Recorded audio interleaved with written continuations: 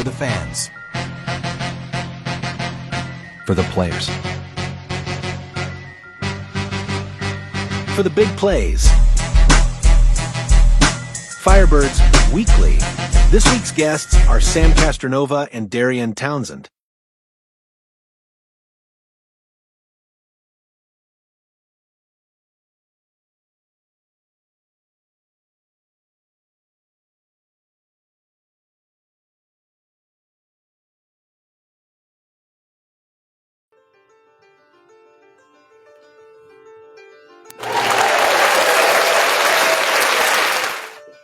It's like you're getting ready to come out of the tunnel with that music. Got that music for you.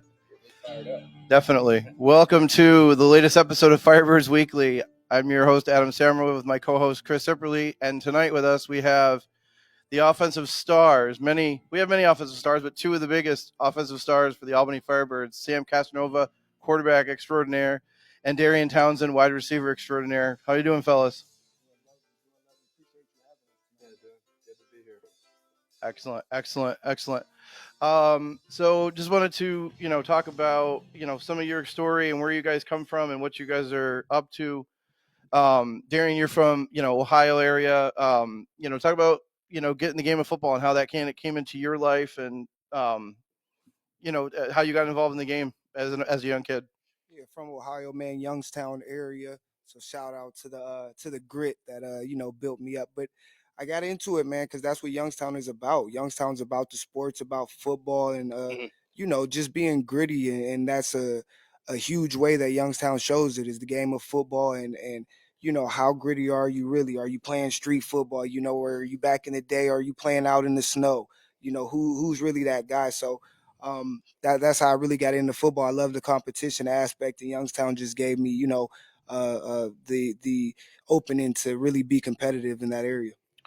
How did you get involved? Was it a coach that found you, or was it just, your family, dad, family like that? How did you get into the game? For sure, yeah, it was my family mostly. I got two older brothers, Dwayne and Devon. They led me into that world of football. My pops always says he was like that back in the day, man. But I don't got the film of him. But my uncle played at Youngstown State, man. He rep number 21 too, so Okay. he's somebody real inspirational to me as well. In getting me rolling in the right direction in this sport and showing me really what this thing is about. Talk about, going to Youngstown. I mean, it's a Division I, school, or so that's kind of the aspiration for kids. You get these kids. It's like, oh, I want to go to the big, the SEC and all this other stuff. Talk about your journey going to Youngstown State and coming out of there. Well, for sure. I mean, that's always the goal, to go big as possible and compete at the highest level. Youngstown State is an FCS school, and it's my hometown. So to be able to have 15 or 20 people showing up at each game, and showing love, and to be able to give back to the same city that I lived in all my life was huge to me, man. And just to be a Penguin for life was just something big to me. Tell me a little bit about the journey coming from Youngstown and getting into the arena game. How did you get involved in the arena game? Like, tell me that story. For sure. Well, I had a couple, rough patches in my college career, but after my junior year, I had a rough patch that, kind of swayed me from that NFL draft look and things like that. So I was just looking for a way to still play football at the highest level, versus the highest guys, and guys like Sam and things like that, being able to show my talent versus guys like that. So this was the next, best thing for me. And then I really got in here and started to love it, seeing that, okay, I could be 170 pounds and really excel in this thing and jump over walls and, we'll get to the jumping over a wall. We'll get to that. For sure. But yeah, man, this is just, a totally different game. And if you're really a fan of it and, if you play it now, you really understand, like you have to be a total different athlete, and you don't have to be the, big burly guy. Now we got some of those big guys Sure. like Zeke and like Sam used to be. He was a little bigger in the stomach a couple of years ago. Love you, Sam. Boy, he's catching strays over here. He's evolving. He's evolving, man. But no, it just gave me an opportunity to play at the highest level. Get paid for doing what I love, man. So So that's what really, swayed me in the arena way. Talk about coming to Albany and talking with Coach Ware and getting involved in this organization. Talk about, maybe the first time you talked to Coach Ware, or how you got involved to come to Albany to make that decision to come here. Well, I played these guys a couple times when I was over in Columbus, down in Columbus with the Lions and the Yep. NAL. So we got pretty familiar. And then 2 years ago, he gave me a call, man, and we ended up linking up. And last year it was love, and I just love the vibes we get. I could talk to him about anything. He could talk to me about anything. But he brings a real pro approach to this arena game. It's not just a lower level thing to him. He this is his NFL, and he really, he puts that on us and the way we practice and things like that. So I love being around this program and him, so I plan on sticking around here for a little bit. So has Albany, exceeded your expectations in terms of what the reputation and culture was from the outside looking in? For sure. Yeah. It definitely did. Like I said, coming from Columbus, we would see these guys winning, and see the vibes going on. So leaving Columbus, I really got to see here like, oh, this is real different, man. And I was in Jacksonville the year before, and I'm Okay. like, in Jacksonville, you're on the beach, and Sam was down there, dude. You're on the beach right there, man. You're having fun. It's a good time. But once you come up here, you get that same vibe, but at the same time, they're here to win. So they're gonna give you all the right things. They're gonna give you the food. They're gonna have the trainers, the treatment, everything you need. So I mean, yeah, it definitely is exceeding expectations. Oh, good. The first couple of weeks, the first game was 78-20 win. Last, on Saturday, a couple of days ago, it was 42-34. Two different games, obviously, to start the season, but you come out on top on both of them. What was kind of the difference in the first two games for you, personally? Personally, honestly, I mean, we talked about it before. In the same chemistry we had week one, so it was a difficult week, but I'm glad we got through it with the W. Yep. So you want to transition over to Sam, kind of get his story, Adam? Yeah, we were actually just having a couple of little technical difficulties. I think we've got it figured out now. We were driving the bus to Philadelphia to fly to Nashville, and they had to pull to the side because he had to throw up. That's how sick he was. And I had that earlier in the week, so I didn't practice Monday, Tuesday, barely practiced Wednesday, and we left Thursday morning. So that stomach bug, whatever was going around, it had a few of us down pretty bad. Yeah, that's got to be tough. I mean, anytime, you hear that stories of like guys and, it's going through the locker room, whatever it is, a bug or a virus or whatever the heck it's, it just, you don't want to get your teammates in if you're literally in the locker room, 2 feet away from each other. Yep. So Sam, we want to definitely go to you. From Western New York, you said Williamsville, so just outside of Buffalo. What talk about your football journey. Doing the community college route, doing Erie College. Talk about your journey to get to where you are now in terms of your football life.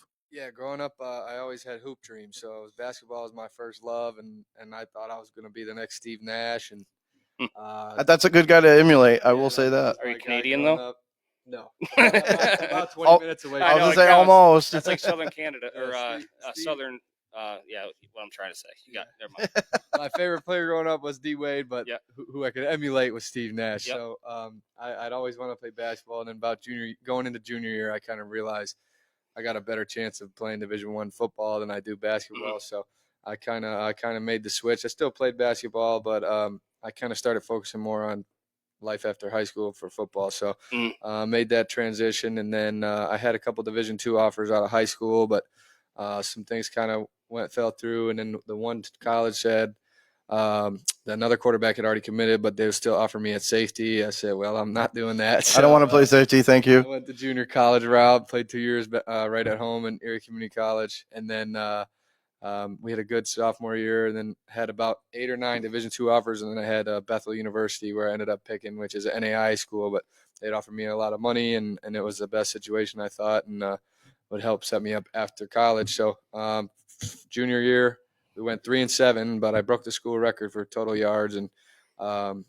every second half we were just throwing the ball because you're down 20 or 30, yeah, losing. So Then senior year, we had pretty much the same team, but a new coach. We went 10-0, won the conference. Oh, excellent. And were like number 3 team in the nation. So it had another pretty good year, broke some more records, and then did pro day and did all that stuff. But I mean, small school guy, not the biggest guy. I ran like a 4.9 40, so I didn't really get any looks after that. And then It's like they had this thing actually.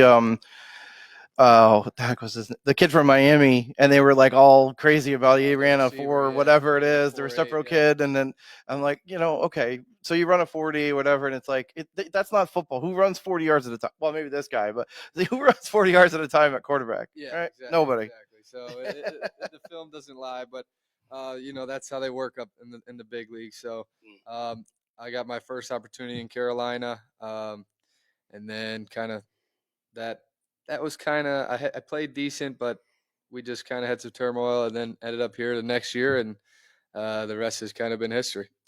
What kind of culture shock was it? I mean, you come up from New York, obviously New York has some good football, up here in Section 2, you're in Section 6 out there. But then you go to Tennessee, and it is a different world. I mean, we talked to, guys from Alabama. We talked to Harold, he's from Alabama. We talked, all these guys that are from down south, and it's like it's a whole different vibe. How was it going to Tennessee and like getting in and playing football with guys that, it just seems like a different world? Yeah, I mean, they definitely probably, I would say, maybe just take it a little more seriously down there, and from a younger age. I mean, everybody loves football, everybody takes it serious, but I mean, they're breeding them from the age of 5-year-old down there. But no, it was a lot of fun. Tennessee was McKenzie, Tennessee. We actually weren't too far from there in Nashville this weekend. So I actually had one of the other quarterbacks on our team in college. He got to come see a game, and that's cool. we had a good time. So yeah, they love their football down there. And then talk about, coming to Albany, and, what made you like come out here and then come back, and what does Albany bring to the table that maybe other places that you've played in other leagues maybe didn't as much? Yeah, my first trip up to Albany was 22, and Coach Ware had called me in the off season and wanted me to come compete for the job. So I was like, close to home, a little bit of a pay bump from Carolina. So I was like, okay, why not? Do it. That sounds great. So came up here and ended up not even starting the first game, and then some crazy stuff happened. I start week 2. We go to Jacksonville. We kind of upset them, and I think I won Player of the Week. And then the rest of the season, I mean, we were just putting up a lot of points. I think we had a little rough stretch, about 3 games in the middle there, where we lost 3 in a row, and everyone was like, the sky is falling. And then we didn't lose a game the rest of the year and won the championship. So that was a lot of fun, a lot of growing experiences for me, and a lot of learning the actual game of arena football. So from then on, I felt like I've just kept growing as a player. And so coming back here, I mean, like I said, it's close to home. I'm married. I've been married since I started playing, but I have 2 boys now, 2.5-year-old and a 1-year-old. So being so close to home, it's 4 hours right down the highway. It's straight drive. So all my grandparents are still alive and still healthy, so they can maybe come out to a couple games. So that was a big factor in coming back here, and obviously being familiar with Coach Ware and some of the coaches, and then and the fans here. So I've always loved them. So it was great to come back. No, it was really nice to see your son there. I got to talk to your dad a little bit. He couldn't be more proud of you as a son and a husband and a father. So it was really exciting to see that. So that's what it's about, man. It's family or nothing. You gotta figure out a way to make it work, and Albany seems to make it pretty easy for that to work. Yes, sir. So hopefully we can keep this thing going. Yeah, no doubt. Yeah, I love how the first game you came out with your son, running your child like down in when you got introduced, and I thought that was really cool. Yeah, they got an awesome picture of that too. The Firebirds posted. That was pretty good. My little guy's coming out with me next home game. So Okay. I don't know how fast he can run. He might have to go on the shoulders. Hey, that's it. For you, this first couple of weeks, week 1, you go for 8 total touchdowns, 7 touchdown passes, 4 to Dwayne, a couple to this guy. And then last week, was it grinded out? What was kind of the thing for you going from week 1 and being able to, rack up a big win like that? And then 2 days ago, Saturday, having to, kind of grind one out. Yeah, I think that was good for us. I mean, with the first game, basically, I mean, to put it bluntly, being so easy, I think that was a good test for us. it doesn't help that their end zones are so very Oh, it's small. brutal. It's very hard to Oh, score. my and goodness. throw Do they have the ball. rounded They have rounded. I end think zone? they're only about 5 yards deep, which ours is 10, Mhm. and then they actually start rounding before the end zone. So it's pretty wild how small it is. But it's a test, and we're gonna have to figure that out. But we definitely struggle a little bit more than usual down in the red zone, and I would blame a part of it on that. But also, they did a great job coming in. I mean, those guys are some arena vets, and they signed a lot of guys Yeah. in preparation for us. So Mm. they did a good job. They rushed the passer well, and they That was a big difference from week one. Yeah. They're like standing in sand when I watched that film for week one. What a difference. yeah they have a couple guys, Alexander and Shockey, are very good players. So they had a good game plan, and but we gritted it out, like you said, and got the win. And Henry was huge for us. He had 2 deuces in that game-winning field goal. It was pure from the I mean, he's got 4 deuces already. Yeah, That's 8 extra points for you guys. And you haven't seen nothing yet because I played against him last year, and he started the game with 3 straight deuces. So once he gets hot, he's like a streaky jump shooter. Like he could hit 4 or 5 in one game. How big was that kick at the end of the game for him? It was huge. I mean, for him, confidence-wise, but also he's been doing it, so he knows that's why they brought him here, and that's why. But it was huge for us to go up 8 points. I mean, not that it took the pressure off the defense, but there's no way we could really lose that game in regulation. So they could be a little bit more aggressive. So before I forget, I got a question for Darien. So I might want to pass it over just a little bit. Where'd the Dirty Bird come from? The Dirty Bird, man. You know what? Last year, I just hopped up on the wall, man. I was geeked up. I think it was week 2. I got my first touchdown, man. I was geeked up, man, and I just hopped up there and let it out. So it stuck since then. But you know what? I'm gonna give you guys something different coming up. I think the Dirty Birds coming into its fizzle out phase. So I'm gonna give you guys something new pretty soon. Okay. So I have a question. What did you have more of on Saturday? Catches or times your helmet came off?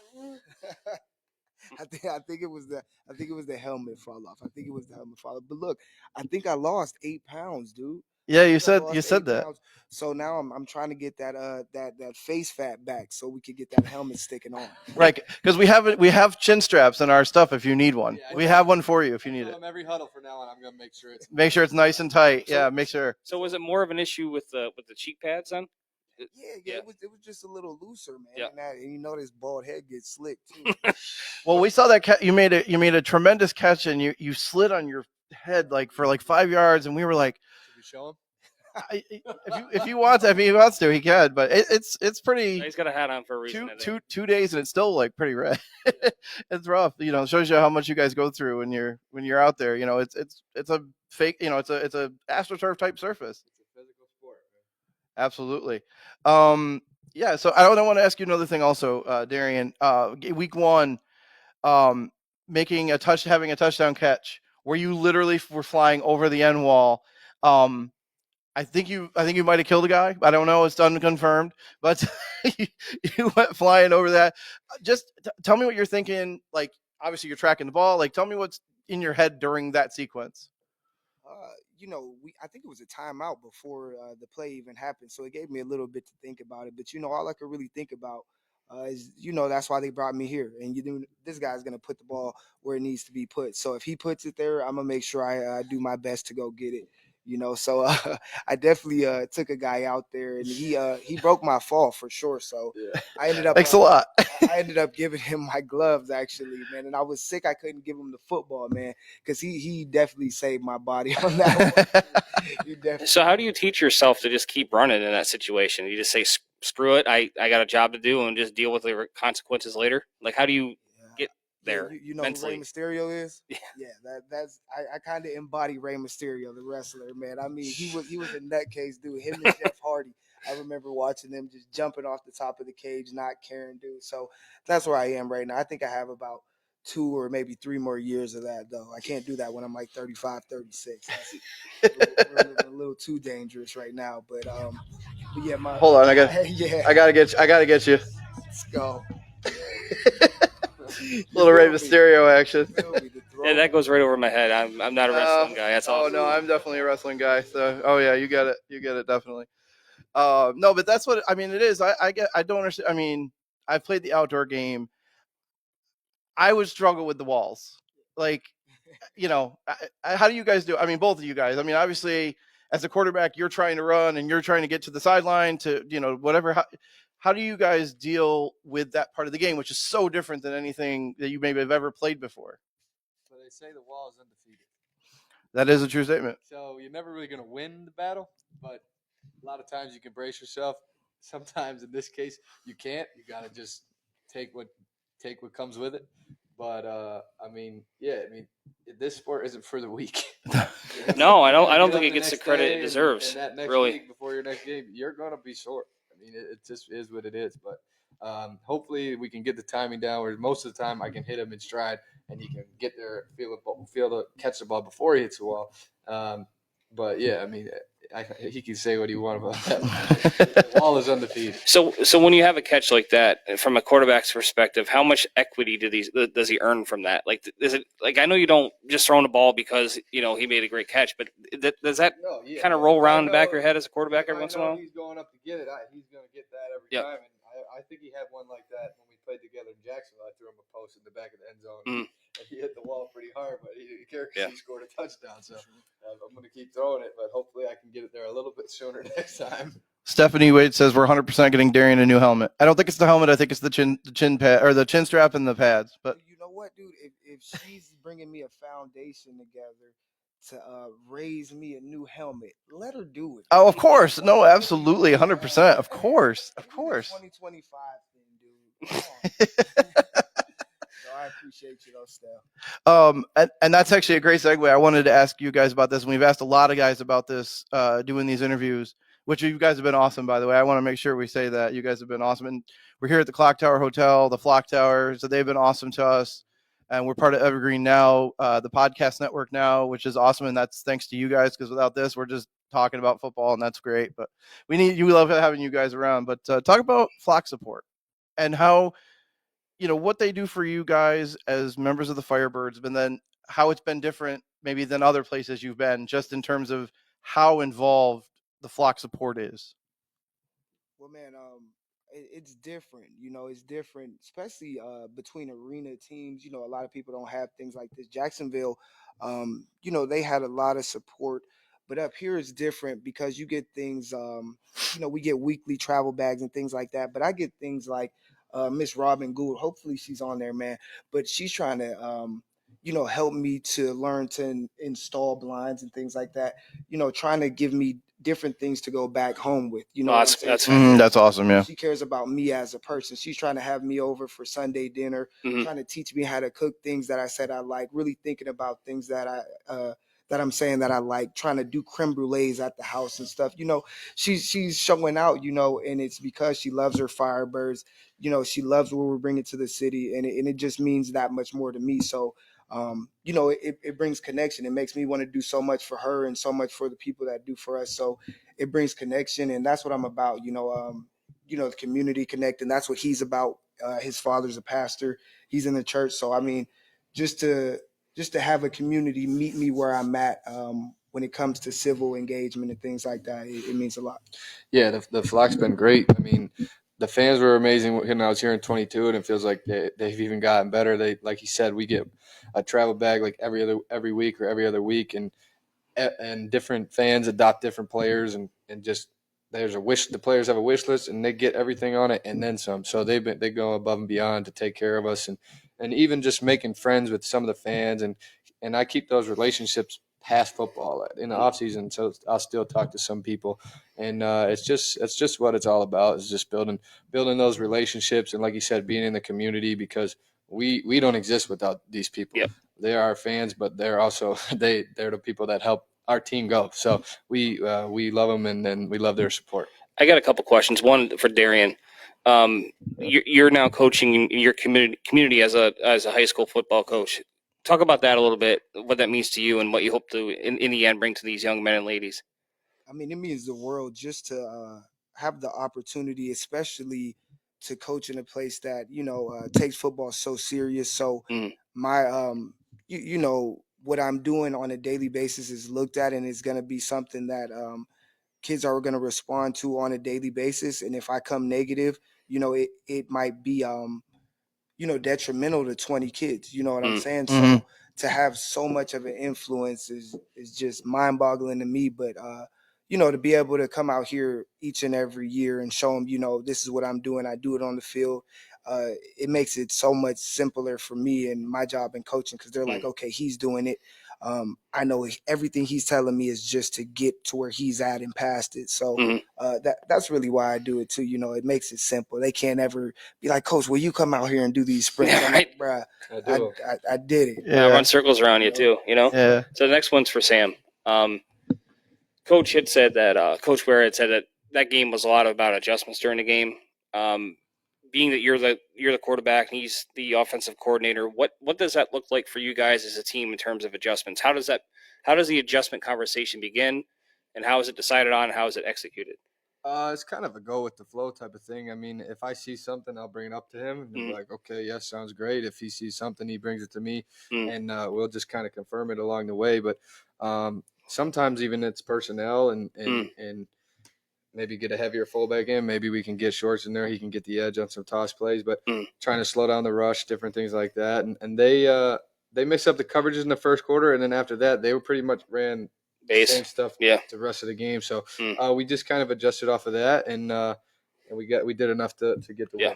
How is it to have the relationship? Because I mean, everybody has that kind of thing, but with the quarterback and the head coach and that, like, talk about that relationship because it's so important. You look at the NFL and how that kind of works between the head coach and the offensive coordinator and that kind of thing. What does that relationship mean for you as the quarterback, as the field leader? Yeah, I mean, it's great because like we formed a great relationship in 22 and then the start of 23 together. But it's great because we've done that on and off the field. Like me and Coach Ware will golf a lot too, so we become friends on top of our business relationship. So I think that even helps along with it. Like if he trusts me when I see something, I'm out there the one throwing the ball. So when I see something, tell him about it. He trusts me. So sometimes I'll say, "Hey, Coach, what do you think about this?" But, okay, go ahead, and we'll go out there and we'll run that. So that's just kind of the relationship we've built over the years, and hopefully it will just continue to grow. Who's the better golfer? I'm not. Yeah, you gotta be the careful. silence is deafening. I'm not gonna do that to Coach, man. I play a lot more than he does, so we'll just leave it. Oh, okay, yeah. Well, if you get him his handicap, and then you're okay. Yeah. All right. Well, we'll leave it. We'll leave it right there. So looking forward, next week on Sunday, a Vice game. You guys are playing the Salina Liberty out in Kansas.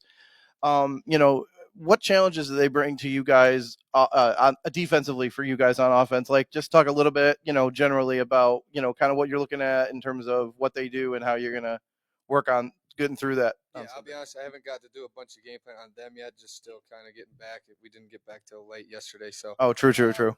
We'll be doing that probably the next couple of days, but just a little bit of the games I've watched against Corpus Christi is they seem like they got a decent pass rush as well, and we gotta adjust to that and just get better in practice each week because I think Nashville maybe opened some eyes for us as some things we need to work on and get better at. But no, I think it more depends. This year is going to depend on how well we execute. I mean, we have such a good team that nobody really should be able to stop us. I mean, they might make things difficult, but nobody should be able to stop us consistently as long as we're doing what we're supposed to do. So that's going to be our main focus going forward, and then we'll adjust to what teams are going to do after that. And I think you've scored on every possession except one or two. I think I don't remember exactly, but it's most. We scored every possession against Southwest Kansas. I think there was maybe one we got stopped and we kicked the field goal. The field goal, right.